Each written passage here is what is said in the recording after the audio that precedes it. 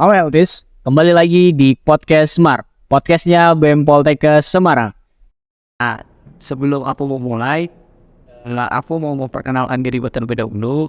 Aku Mario Angobuto Bowa dari jurusan Teknik Radiodiagnostik dan Radioterapi yang tahun ini diamanahkan sebagai Presiden Badan Eksekutif Mahasiswa BEM Poltekkes Semarang tahun 2023. Nah, aku didampingi oleh wakilku yaitu dia Ayusa Putri. Nah, terlepas dari visi dan misi yang kami bawa, aku dan wakilku bawa, itu juga tidak luput dari dukungan dan kerjasama dari pihak kemahasiswaan dan jajarannya juga. Kami mengundang narasumber yang berasal juga dari pihak kemahasiswaan atau yang juga fokusannya itu juga mengurusi kemahasiswaan tuh.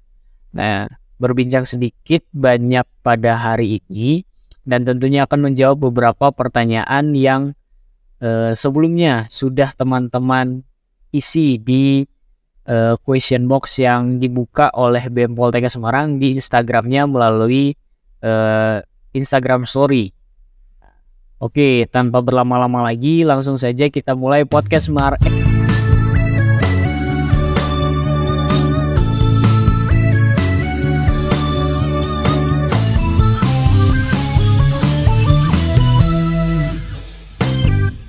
Selamat sore, Bapak Edi.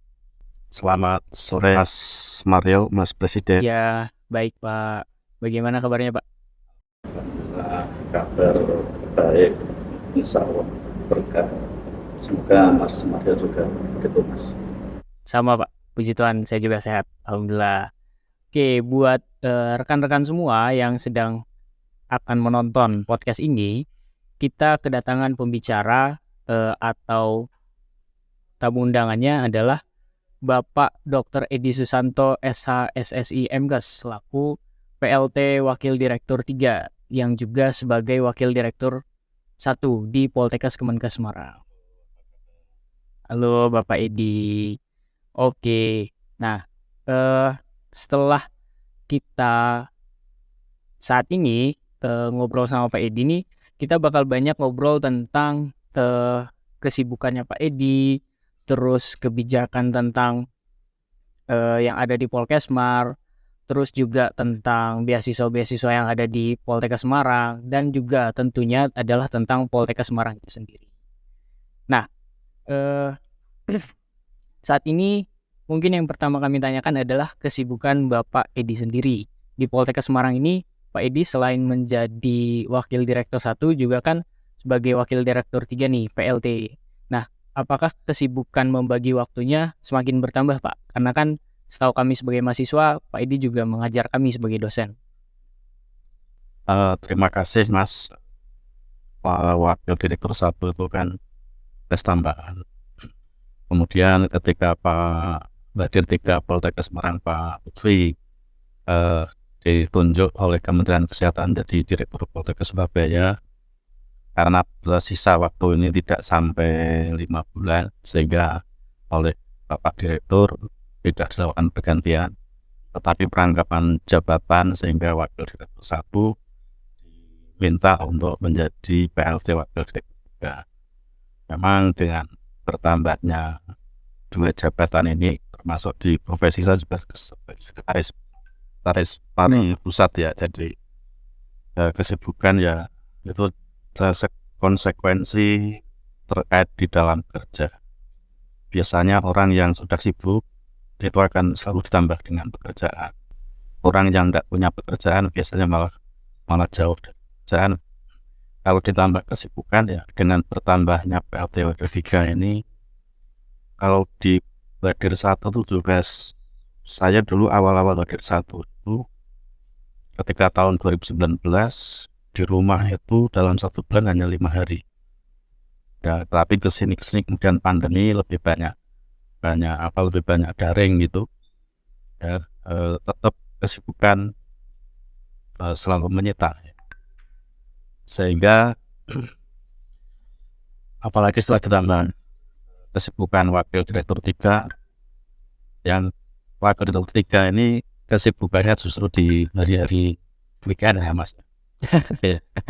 Pastinya hari Senin sampai dengan Jumat itu untuk kerja, tapi dengan pandemi COVID ini tidak mengenal waktu libur.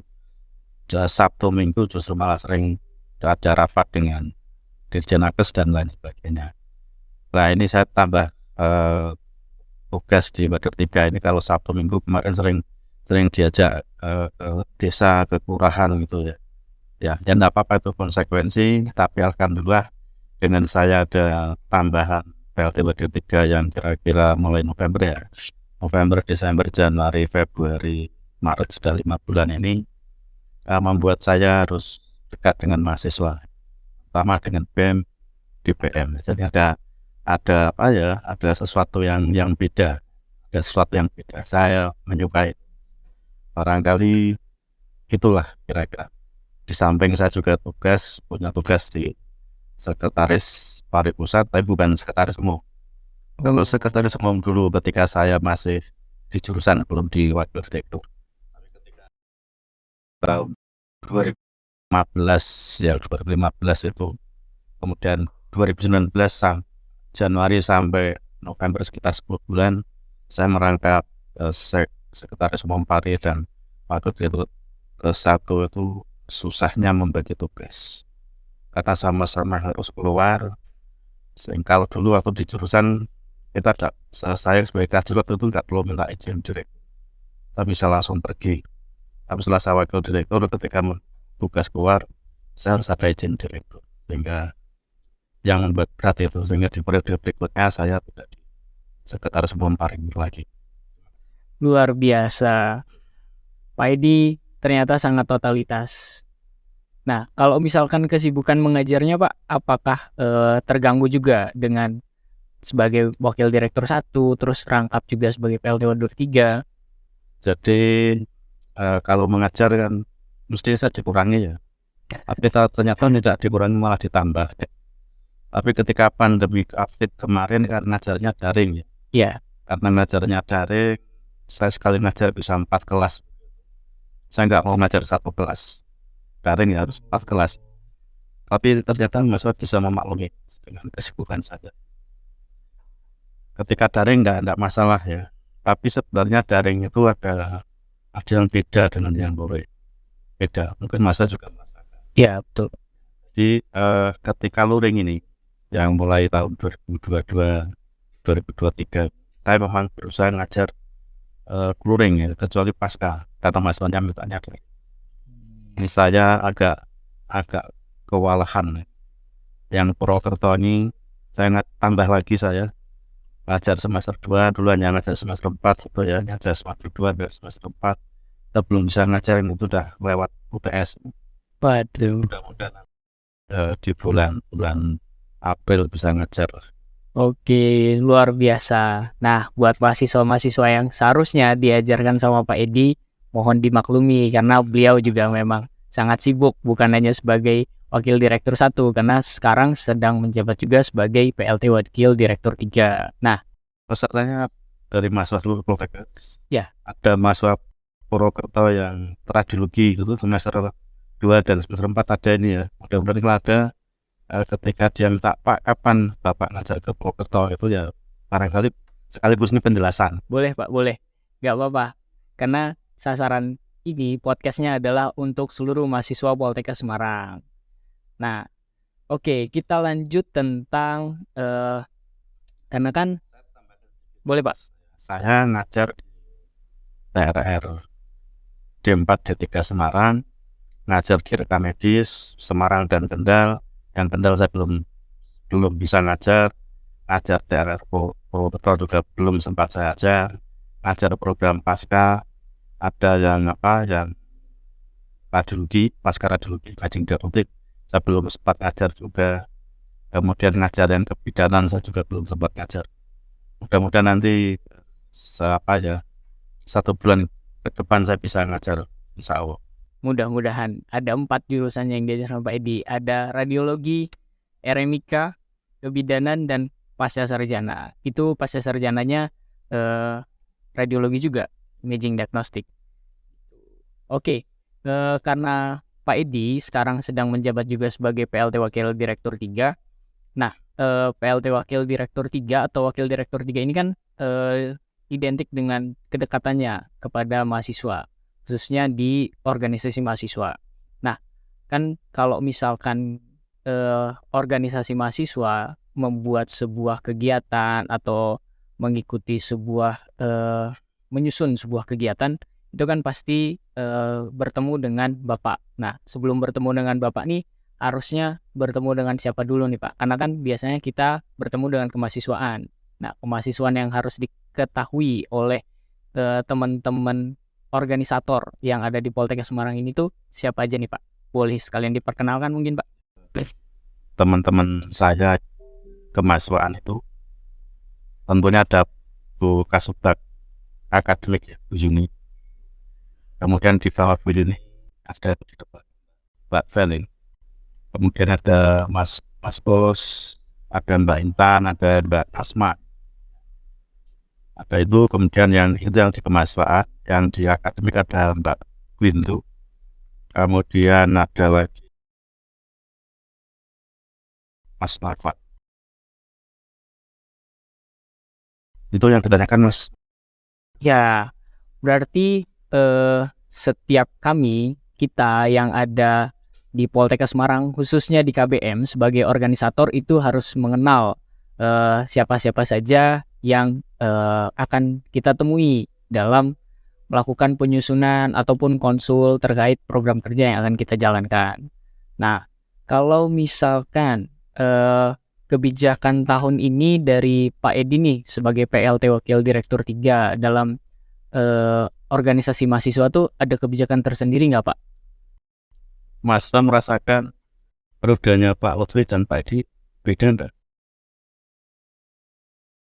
Beda-beda dikit, ada samanya juga. Bedanya gimana Pak Safari? Biar saya nanti bisa lihatnya lebih komprehensif.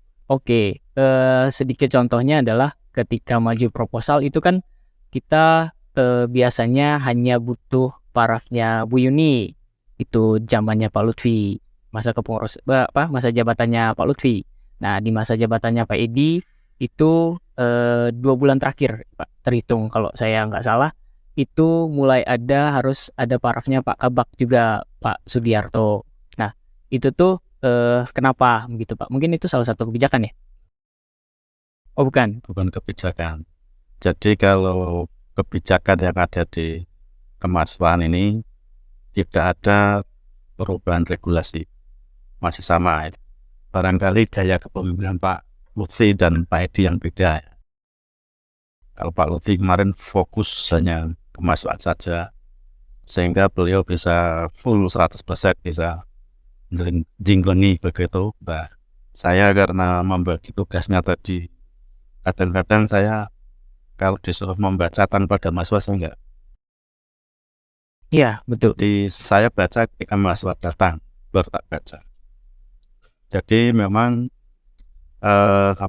biar tidak jalan sendiri ya, biar tidak jalan sendiri, saya selalu melibatkan Bu Yuni dan Pak Kabak, karena memang dalam birokrasi itu ada unsur pimpinan.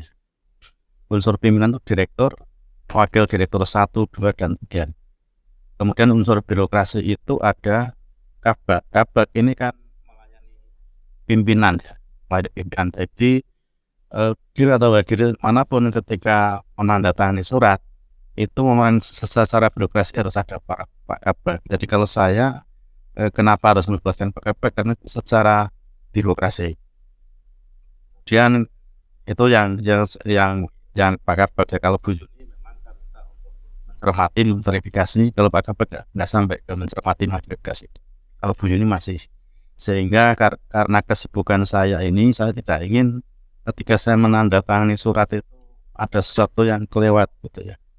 Karena kemarin sering mahasiswa datang ke saya diskusi begitu ya, bukan minta paraf, diskusi. Setelah diskusi selesai, kemudian diperbaiki lah. Ketika minta tanda tangan saya itu ya harus melalui Bu Yuni dan Pak Kabak. Paling tidak sekurang-kurangnya ada juga kok yang karena Pak Kabak tidak di tempat, kemudian cukup para Bu Yuni saya tanda tangannya. Dan kadang-kadang kalau Bu ini tidak ada, ya paling tidak tak beliin paraf saya tanda tangan. Jadi tidak saklek. Tergantung situasi. Ketika memang saya sedang sendirian, ya tidak ada Pak Kabak, tidak ada Bu Kasobat, ya Pak Peli, tidak ada Pak Peli, Pak Asma, verifikasi di situ. Oke, berarti sekarang nih Pak Edi sebagai PLT Wakil Direktur 3 sekalian juga mengajarkan kepada kita bagaimana alur birokrasi yang seharusnya. Ya, karena mungkin bukan tidak diajarkan pada masa jabatannya Pak Lutfi ya, tapi mungkin memang halnya tuh menurut Pak Lutfi gaya pemimpinannya tadi seperti itu. Nah, Pak Edi sekarang gaya kepemimpinannya juga berbeda. Jadi setiap pemimpin tuh punya gayanya masing-masing gitu. Nah, tadi juga saya bilang betul itu karena sebelumnya kan sedikit sharing nih. BEM juga kalau misalkan maju proposal kegiatan terus atau surat perizinan ke Pak Edi ini, kami langsung dipanggil, Mas, saya butuh diskusi gitu. Untuk penjelasan ini saya masih ada yang kurang paham. Nah, kami langsung datang nih ke ruangannya beliau. Kami diskusi panjang lebar, sedikit banyaknya tuh Pak Edi juga menanyakan hal-hal yang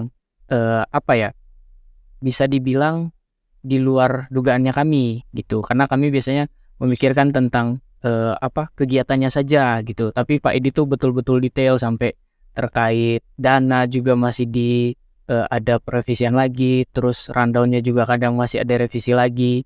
Nah, itu yang mungkin sebetulnya tahun kemarin juga sama, cuman ada perbedaannya sebelum.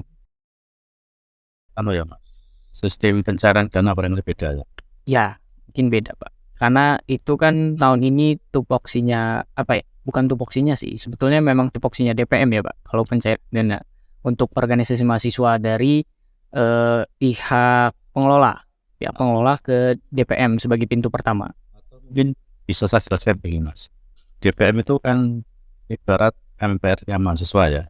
Ya, Dewan Permusyawaratan. Jadi yang dulu saya nggak tahu seperti apa. Yang sekarang saya minta yang bisa mencairkan dana ya hanya DPM saja. Setelah DPM mencairkan dana sepertiga periode, 3 periode, maka tugas DPM tadi adalah membagi berapa persen ke Hima Dema. Setelah diambil itu kemudian berapa persen ke BEM, kemudian BEM yang membagi dengan UKM. Iya, betul Pak.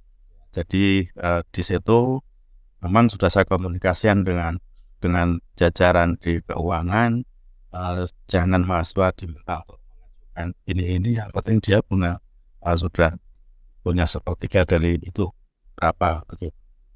Dan mahasiswa itu harus mandiri. Mahasiswa harus mandiri itu artinya ketika BEM mencarikan dana itu sebenarnya saldo cukup ke DPM, saja. Tetapi biar ini tetap pengawasan berjalan, ya tidak apa-apa mekanisme yang tahun dulu bahwa ini harus setelah DPR kemudian ke verifikasi Bu Yudi sampai ke PLT nggak masalah, tapi itu hanya sifatnya untuk pengawasan saja biar tidak terjadi sesuatu yang tidak kita inginkan. Tapi kalau memang kita setelah perjalanan sekian bulan kok baik, mungkin di Bu Yuni dan saya itu hanya tinggal formalitas saja, tidak perlu detail. Tapi nanti yang memverifikasi keuangan, kemarin ada diskusi nanti bagian keuangan atau SPI begitu. Jadi kalau di Poltekkes itu juga diaudit oleh SPI, oleh BPK, oleh Irjen, oleh GPK, Irjen dan SPI, Inspektorat ada 4. Kalau mahasiswa ini ya yang mengaudit berarti 1 DPM ya, kemudian yang kedua dari keuangan, yang ketiga dari SPI, yang keempat ya Bu Yunisa itu yang verifikasi. Karena Bu Yunisa tidak akan melihat secara, terutama saya ya, tidak akan melihat secara detail. Oke. Baik Pak, terima kasih. Nih itulah jawaban terkait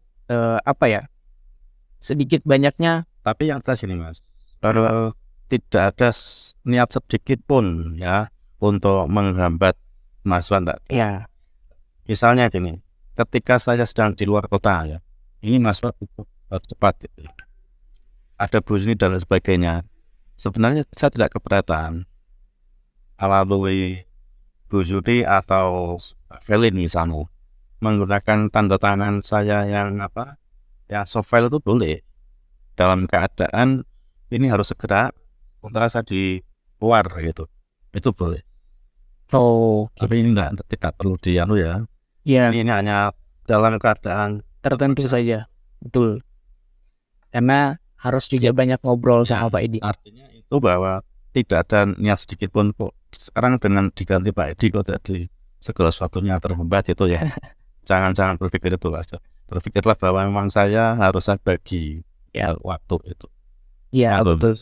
Karena kan tadi juga kesibukan beliau nih banyak gitu. Jabatannya ada 2 di pengelola direktorat. Nambah lagi ada jabatan di luar juga ada di Pari. Nah, sekarang kita beralih ke topik selanjutnya ya. Nah, topik selanjutnya itu adalah terkait Webometrics. Tahun ini Poltekkes kembali berada di peringkat 1, Pak, di Webometrics. Nah, apa sih yang bikin Poltekkes Semarang ini bisa bertahan kembali di peringkat pertama pada Webometrics? Karena tahun lalu juga kita berada di peringkat pertama. jadi yang mempengaruhi kenapa Poltekkes berada di peringkat pertama untuk Politeknik Kesehatan Indonesia ya Mas. Itu peringkat 1, tapi untuk Politeknik se-Indonesia itu peringkat 3. Ya, Peringkat 3. Kalau untuk Politeknik Kesehatan peringkat 1. Kalau terkait dengan webometrik, dari istilah webometrik itu dilihat dari web dan publikasi ilmiah. Jadi yang menilai siapa itu orang eksternal. Banyak dari lembaga-lembaga yang saya lihat termasuk Radar Jawa Pos itu juga sama. dari jauh. Kemudian lah itu, tapi itu semua juga peran serta mahasiswa ikut menentukan. Jadi ketika publikasi penelitiannya bagus, kemudian mahasiswa mensitasi, itu juga ikut mempengaruhi pemeringkatan. Sehingga cara menggerakkan mahasiswa untuk lebih banyak melakukan sitasi, itu setiap dosen ketika mahasiswa membuat laporan tugas akhir, mulai dari karya tulis, mulai dari skripsi, tesis, dan tugas akhir itu wajib bagi mahasiswa untuk mensitasi produk karya dosen. Itu juga ikut mempengaruhi. Jadi kata kunci adalah di webnya Poltekkes dan publikasi dosen dan mahasiswa. Oke, luar biasa. Nah, kalau misalkan kita kan ada di peringkat 1 Politeknik Kesehatannya ya Pak. Nah, kalau terkait peringkat 1 Politeknik Kesehatan di Indonesia ini kan ada 38 nih. Dari 38 kita berada di peringkat 1. Apa yang menjadi nilai atau tolak ukur parameter yang bisa menjadikan kita tuh berada di peringkat 1?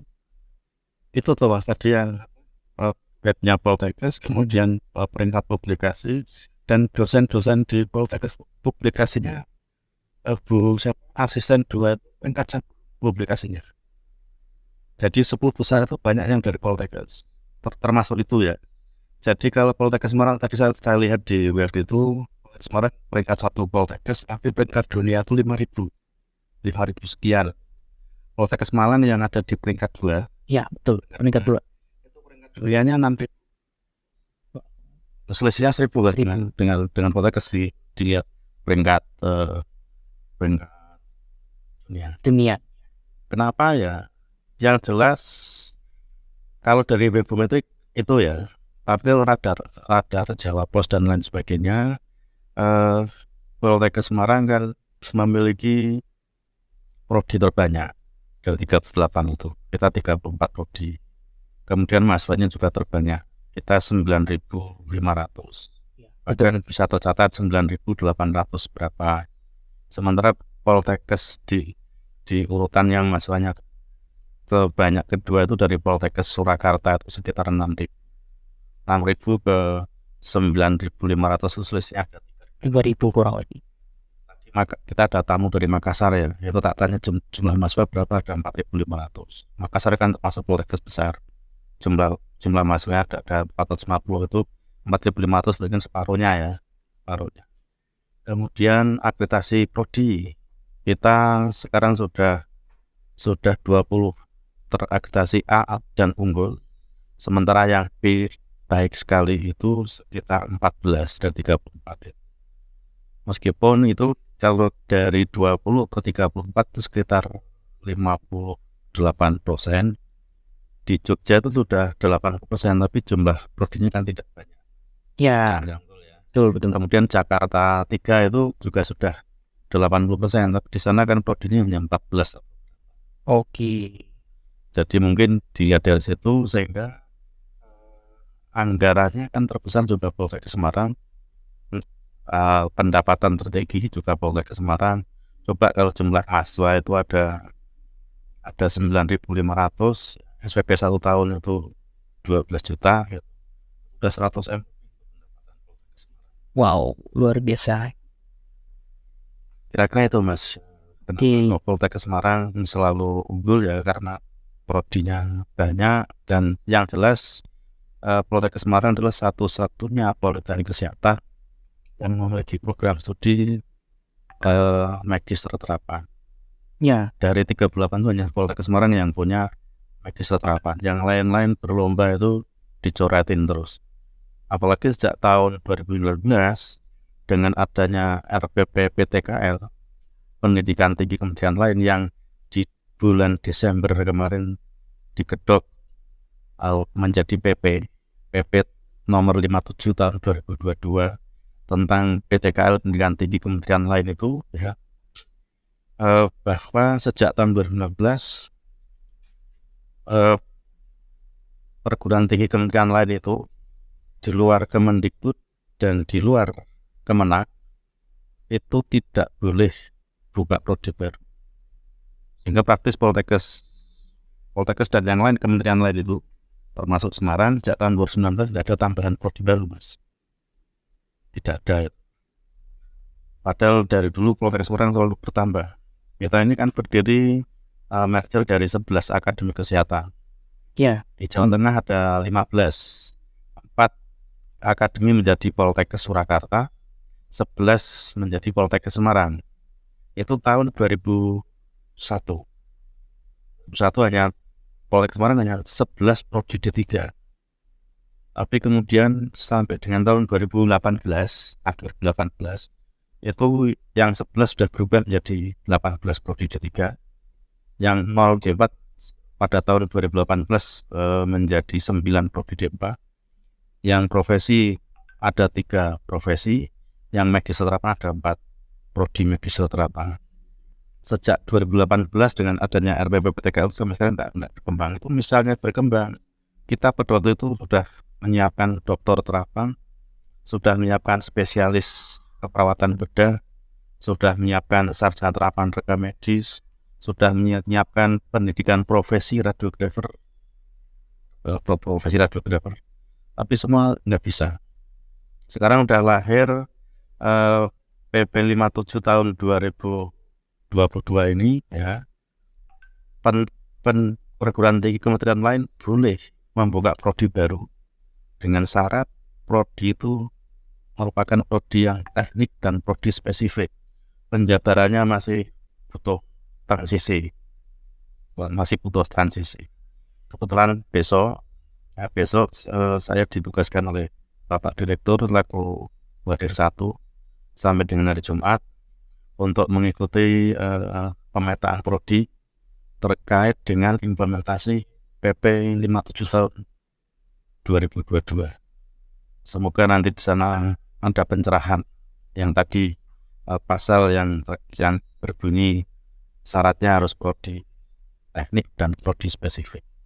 Oke. Jadi kalau Kemendikbud dan Kemenak sudah menggunakan prodi itu, maka kementerian lain tidak boleh menggunakan prodi itu untuk yang prodi yang baru. Sehingga kita mau buka misalnya prodi prodi kebidanan itu udah nggak bisa. karena sudah diselenggarakan oleh oleh Kementerian Kemendikbud dan Kemenak. Mestinya harusnya ya Kemendikbud dan Kemenak tidak boleh menyelenggarakan prodi yang kesehatan, harusnya dibalik itu. Oh, Baru namanya adil gitu. ya betul. Ya, tapi namanya nggak bisa. Oke.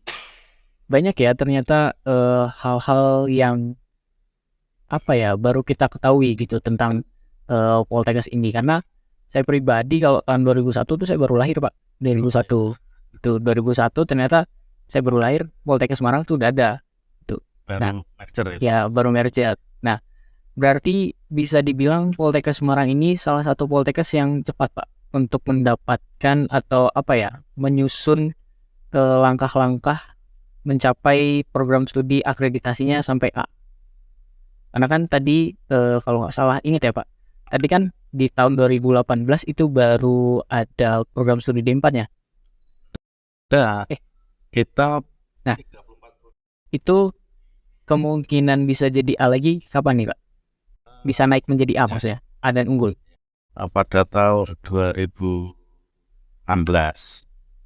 belum ada satupun yang A, belum ya, jadi itu baru mulai tahun 2017. Di tahun 2022 kemarin ada sekitar 10 prodi yang diakreditasi. Dari 10 prodi tadi 6 unggul, 4 itu B, baik sekali ya. Kemudian di tahun 2023 ini ada 14 prodi yang harus diregistrasi, Ya. yang harus akreditasi. Ya, mohon doanya lah untuk seluruh mahasiswa ya melihat tayangan ini ya. Amin. Karena dengan doa mahasiswa, doa seluruhnya itu insya Allah kita akan lancar. Jadi mohon doanya semoga ini yang sudah akreditasi belum keluar nilainya Magister Imaging Diagnostic. Oh, Ini belum pasca. keluar ya, tapi sudah divisitasi. Yang Magister Kebidanan kemarin sudah keluar unggul. Wah, Yang Magister Terapan Keperawatan kemarin sudah keluar, skornya mendekati unggul. Sehingga kita sedang banding. Ternyata kita bisa banding, tidak hanya pengadilan saja yang banding. akreditasi Indonesia. Sedang banding ya, mudah-mudahan bisa unggul karena Magister Terapan Bidan dan Perawat secara material itu lebih bagus dari sisi SDM ya, lebih bagus perawat karena dokternya ada 7. Wah, Sementara bidan dokternya 4 gitu. Jadi kalau bidan bisa unggul, nilainya juga skornya tinggi 370, kenapa perawat nggak bisa unggul? Itu yang, tapi itu kan karena asesornya lain ya, lain, sehingga ini sedang kita tempuh banding untuk Magister Terapan Keperawatan. Mohon doanya lah untuk seluruh mahasiswa, untuk doa yang terbaik bagi Poltekkes Semarang ya. Dan yang akan datang ini, yang sedang nunggu, yang habis di akreditasi yang habis di 16 Maret ini, ada 5 prodi sedang kita persiapkan. Yang 2 prodi sudah upload. D3 Kebidanan Magelang sudah upload. Kemudian D4 Gizi sudah upload, tinggal nunggu visitasi. Kemudian yang sebentar lagi akan upload itu ada D3 Kebidanan D4 Kebidanan Magelang, D3 Keperawatan Purwokerto, dan D3 Keperawatan Pekalongan. Ini sebentar lagi upload. Yang sedang nunggu visitasi ada nunggu hasil D3 Keperawatan, nunggu hasil keperawatan Semarang Pak. Keperawatan Semarang. Ya, itu D3 Keperawatan Semarang sedang nunggu hasil. Itu insya Allah tidak mendahului ya, yakin bisa unggul. Amin. Berarti tahun ini persentasenya kan tadi masih sekitar 50-an% ya Pak. Nah, berarti sekarang tahun ini bisa mencapai 80% seperti Poltekkes Surakarta, Jakarta 3. Jogja sama Jakarta 3. Jogja itu kan ada 14 prodi. Ya, betul. Jakarta 3 sekitar 11 prodi. Kalau yang 8 sudah unggul, berarti kan yang unggul 8 kan. Ya. Itu dan 80%. Kita yang unggul 20, tapi baru 60% gitu. Luar biasa. Tapi kan sudah melebihi 50% Ya. untuk bisa menuju akreditasi institusi, akreditasi Poltekkesnya. Untuk bisa menuju unggul syaratnya akreditasi Poldi 50% lebih harus. Kalau belum ada 50% nggak bisa. Jadi ini sudah memenuhi syarat nih. Kalau kita mengajukan akreditasi Poltekkesnya bukan Prodi ya, kita sudah punya apa ya, yang modal untuk. Mudah-mudahan bisa segera, Pak. Nah, dengan kampus kita yang semakin mengejar tentang akreditasi, terus SDM-nya, itu kan pasti akan menjadi daya tarik juga nih, Pak, buat siswa-siswa SMA kelas akhir, kelas 12. Terlebih lagi ini sedang masa pembukaan nih Poltekkes Semarang. Ada lulusan SMA yang ikut bergabung guys? Atau nanti ini sebagai Nanti ini kan untuk umum. untuk sosialisasi. Ya, untuk sosialisasi juga. Nah, biasanya kan mahasiswa tuh minta apa ya? Bukan minta sih, penasaran nih terkait beasiswa apa saja yang ada di Poltekkes Semarang, terus bagaimana cara mendapatkan beasiswanya. Ya, kalau di Poltekkes Semarang itu ada ketentuan dari Kemenkes agar 20% mahasiswa itu harus mendapatkan beasiswa. Sehingga kita sudah berupaya kalau 20% dari 9.500 itu, kalau 20% dari 10.000 itu kan 2.000 ya. Ya. Berarti kalau 20% dari 9.500 berarti kan di bawah 2.000. Nah, ini Poltekkes Semarang sudah memberikan beasiswa lebih dari 2.000, pastinya sekitar 2.000 berapa ya, 2.100 ya Mbak Felin. Yang mendapatkan beasiswa kita sudah ada 2.000 berapa? 2.300, luar biasa. Cukup banyak. Kemudian kalau yang beasiswa yang lain ini sedang bergulir ya, Padinakes dari negara. Dan mulai tadi pagi saya kan menyimak pembahasan rancangan undang-undang Omnibus Law Kesehatan ya. Salah satu kan tadi membahas tentang mahasiswa beasiswa Padinakes. Di situ sudah ada usulan agar Padinakes itu meliputi lengkap, termasuk biaya hidup, kemudian termasuk sampai dia bekerja mendapatkan gaji, sampai dapat kerja. Sekarang ini kan yang Padinakes, Poltekkes Semarang kan dapat 55 mahasiswa beasiswa Padinakes. Yang 45 itu untuk mahasiswa tingkat akhir, yang 10 untuk mahasiswa tingkat 1. Yang 10 untuk mahasiswa tingkat 1 ini adalah untuk jurusan kesehatan gigi. Kemudian yang 55 itu 26 adalah untuk mahasiswa yang masuk kelompok 7 nakes. Nakes yang ada di Permenkes tentang puskesmas. Yang 19 adalah di luar 7 nakes. Nah, yang 26 yang masuk 7 nakes ini mereka sudah ditempatkan dan sudah menjadi pegawai tenaga kesehatan. Dia dibiayai dari negara sudah yang 26 karena dia masuk 7 nakes. Tapi yang 19 yang di luar 7 nakes, yang masuk nakes kan kita ada gizi sama TLM ya. Yang di luar 7 nakes itu ada gigi, ada radiologi, ada rekam medis, kemudian mana lagi ya, lupa saya. Itu karena perencanaannya yang kurang, sehingga mereka setelah lulus tidak mendapatkan kewajiban untuk bekerja. Mahasiswa alumni sempat bertanya ke saya, Pak, tanggung jawabnya Poltekkes kami bekerja bagaimana? Saya balik, itu bukan tanggung jawab ya. Kalau saudara hak saudara itu adalah saudara dapat beasiswa.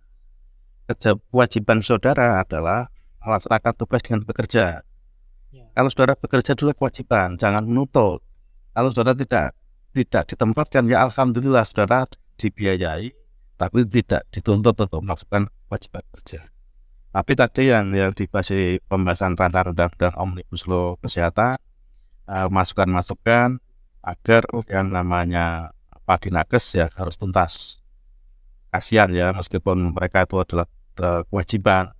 Sekarang kan mencari pekerjaan kan ya Lumayan sulit. lumayan sulit dan harus bersaing. Iya, betul Pak. Sehingga usulan tadi atau kalau sudah mahasiswa itu sudah dapat beasiswa Dinakes ya sampai dengan pekerjaannya atau bahkan ketika bekerja itu kan di Nusantara Sehat ya. Iya. Sampai nanti kalau sudah berkewajiban di Nusantara Sehat tadi, tolong sampai dengan PNS-nya sampai ke sana tadi. Tapi itu kan undang-undang Omnibus Law Kesehatan ini kan idenya memang dari pemerintah. Kemudian diskusi dengan DPR, kemudian DPR kemudian siap, dan sekarang DPR yang menyiapkan draft itu. Sekarang draft ini dikirim ke kementerian-kementerian karena undang kesehatan dikirim ke Kementerian Kesehatan untuk mencermati. Nah ini Kementerian Kesehatan dari bab undang-undang tadi dibagi-bagi. Nah, Dirjen Nakes dapat bagian bab berapa begitu, bab 7. Kemudian yang bab 7 yang sekian halaman itu oleh Dirjen Nakes dibahas mulai hari Selasa sampai dengan hari Sabtu besok. Dari jam 9 Ya. sampai jam setengah 5. Itu melalui virtual ya Pak Dah ya? Blended. Oh, campur hybrid. Yang di Jakarta sana Oh, berarti Bapak besok ke sana? Bukan, beda lagi? beda tujuan. Walah. Kalau yang undang-undang Omnibus Law ini saya tanya daring saja. Kalau yang besok adalah hal yang Oke. itu ya Mas. Jadi Pak Dinakes mulai dibahas sana. Kemudian di tahun 2023 ini Kementerian Kesehatan pemerintah Indonesia punya agenda bahwa ada 160 mahasiswa asing dari kerjasama selatan-selatan, negara selatan-selatan, ada Timur Leste, ada Myanmar dan lain sebagainya, yang tingkat kehidupannya lebih rendah daripada Indonesia. Indonesia memberikan beasiswa kepada 160 mahasiswa asing. Yang awalnya hanya 4 Poltekkes yang diberi mandat, Semarang, kemudian Semarang, kemudian Malang ya, kemudian Jogja dan Jakarta Timur. Karena jumlahnya 160 kalau dibagi 4 kan 40 ya. Iya. Kalau 40 itu satu kelas isinya mahasiswa asing semua, itu kurang bagus. Sehingga kemarin dibagi 8 Poltekkes. Setiap Poltekkes akan mendapatkan jatah 20 mahasiswa asing. Nanti di tahun 2023 ini kabar gembira untuk mahasiswa profesi nasi, sarjana perawatan. Nanti akan ada kelas internasional untuk mahasiswa sarjana terapan yang biasanya ada dari sarjana terapan perawatan. Nggak ada. Nah, nanti mahasiswa sarjana terapan yang tingkat 1 di tahun 2023 yang akan mulai kuliah di bulan Juli nanti, di bulan Agustus nanti, itu akan ada satu kelas mahasiswa internasional, 20 dari mahasiswa asing, 20 dari mahasiswa dalam negeri, akan dicampur. Itu tahun ini Pak? Tahun ini itu yang dapat beasiswa tapi mahasiswa asing ya. Mahasiswa kita enggak. Kalau 40 nanti yang 20 dapat beasiswa dari Kementerian Keuangan, yang 20 adalah mahasiswa dalam negeri. Mahasiswa dalam negeri kan banyak belajar ya, di situ punya teman. Nah, dari 20 itu kita sudah membuat proposalnya, sudah kita kirim hari Minggu kemarin. Kita ambil dari 5 negara. Negara apa aja tuh Pak? Negara apa saja saya kok lupa ya. Ada Myanmar, ada Uzbekistan, ada Timur Leste, yang dua saya lupa itu ya. Itu masing-masing negara 4. Kalau 5 negara 20. Jadi mereka nanti akan sekolah di Indonesia selama 5 tahun. Karena sarjana perawatan 4 tahun tambah Profesi 1 tahun. Jadi mereka dapat beasiswa dari uang kuliah tunggal ya, kemudian wisuda, kemudian biaya hidup termasuk makan, termasuk asrama. Oh, berarti mahasiswa asingnya tuh di ini, asrama? Ya, termasuk transport. dari negara asal ke Indonesia PP. Oh, Nanti mereka akan tinggal di asrama. asramanya kita ini Asramanya kita. luar biasa. Asrama kita sepertinya kemarin ada wacana gitu akan dijadikan base camp mahasiswa kelas internasional dan calon mahasiswa yang akan bekerja di Jerman. Karena kita punya sebelum ada 20 mahasiswa asing ini, kita sudah ditugasi Poltek Semarang itu untuk menghasilkan lulusan keperawatan yang ditugaskan ke Jerman. Jadi nanti akan ada dua alur, satu alur mahasiswa yang lulusannya ke Jerman, satu mahasiswa asing yang untuk kembali ke Negaranya masing-masing. untuk apa namanya untuk keperawatan. Tetapi sebenarnya tidak ada Hambatan. yang salah, Ya. tidak salah, karena radiologi juga tahun 2022 ini menerima mahasiswa dari Timur Leste ya. Iya, ada 32, 1, 2 gitu ya. 2, 4. Tapi kan mereka bukan beasiswa. Tapi kita sedang berjuang juga bahwa nanti yang mendapatkan beasiswa tidak hanya dari keperawatan saja. Masalahnya sekarang yang sudah siap tuh jurusan keperawatan Semarang. Ya, hanya beberapa. Dosen yang membuat lesson aspal ya harus dosen yang bisa memberikan dalam bahasa Inggris total. Nah, yang sudah siap dari CSDM baru, yang lain belum siap. Karena dosen-dosen di keperawatan banyak dulu ya lulusan Australia. Kalau yang radiologi yang lulusan Australia kan ada dua ya, Pak Jepri sama Pak Sugianto. Tambah Pak Gatot itu lulusan Thailand. Itu kira-kira. Oke, baik. Ada juga mahasiswa yang dapat beasiswa dari pemerintah Kayong. Pemerintah. Kutai. Ayo. Provinsi Kayong ya, dari Kutai, Kalimantan Timur. Ya. Jadi Provinsi Kalimantan Timur, Kaltim, Kutai itu kerjasama mengirimkan mahasiswa ya dari berbagai prodi itu dengan biaya dari Kayong. Itu kita kembangkan di sana juga. Baik, Pak. Nih ada pertanyaan terakhir nih, Pak, terkait beasiswa.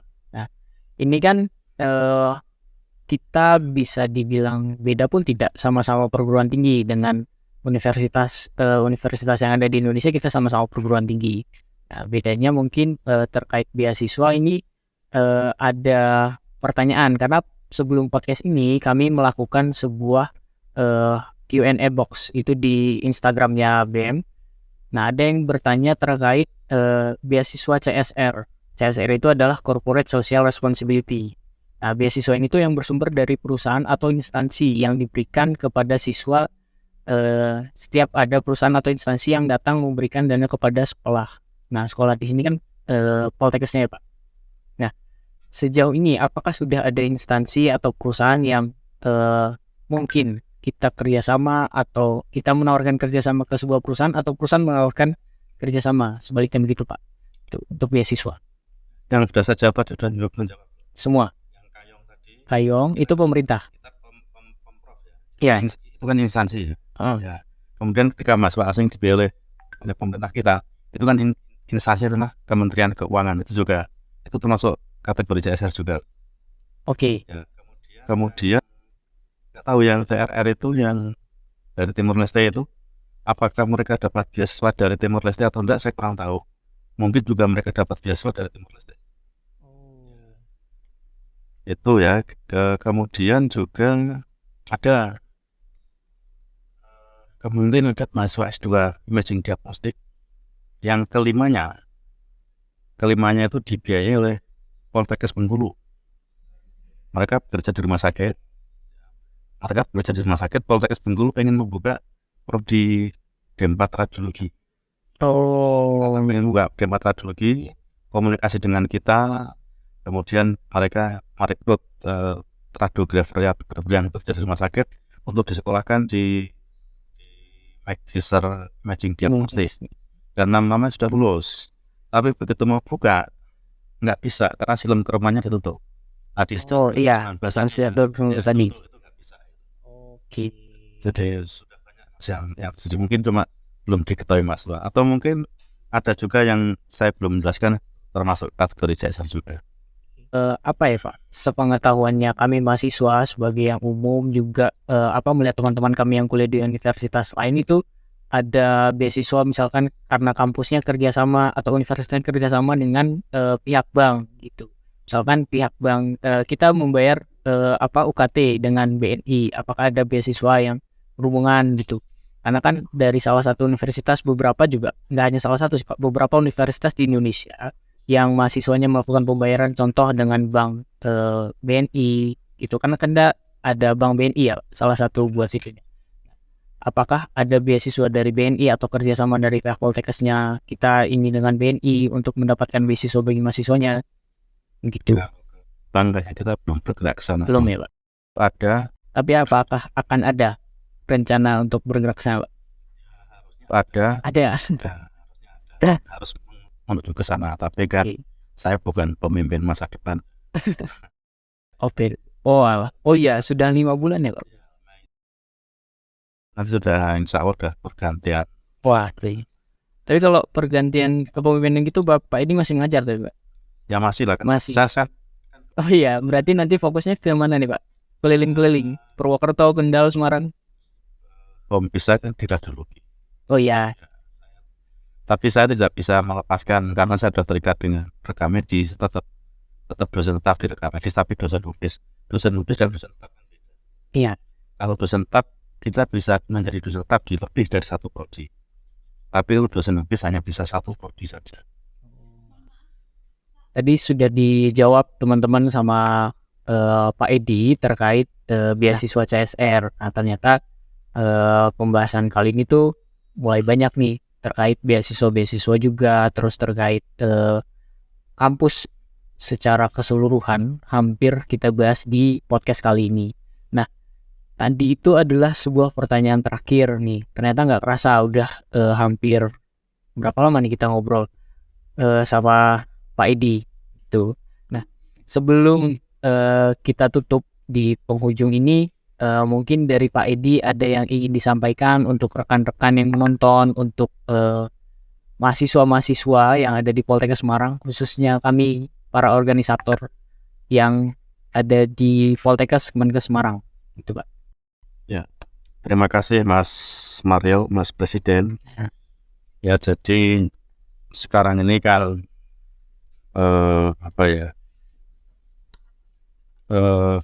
kuliah itu mestinya harus memperhitungkan dan mempertimbangkan kecukupan dana. Kalau orang tua kita itu dananya pas-pasan gitu ya cari sekolah yang cepat bekerja. Untuk sekolah yang cepat bekerja ya ambillah yang D3.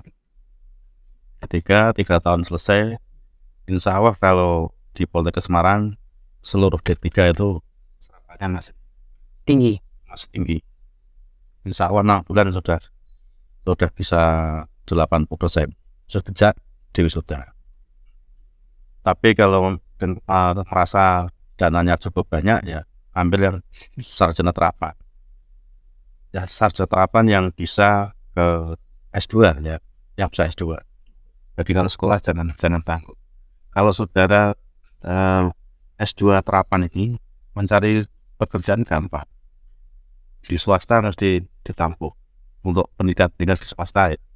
Kemudian untuk formasi dosen yang diutamakan adalah S2 terapan. Jadi di Poltekkes Semarang yang diterima sebagai dosen S2 rata-rata dari S2 terapan. Banyak dari S2 terapan. Kemudian yang kedua yang saya sampaikan, di Poltekkes Semarang ini tadi saya belum menyampaikan bahwa alhamdulillah peran Bapak Direktur dalam perkembangan SDM cukup luar biasa. Di kepemimpinan Pak Harsum ini dosen maupun tenaga pendidikan yang izin belajar itu dapat subsidi remun selama sesuai dengan masa studi. Kalau S3 ya dapat bantuan pembiayaan sekitar besarannya ya sekitar 7,5 semester untuk S3.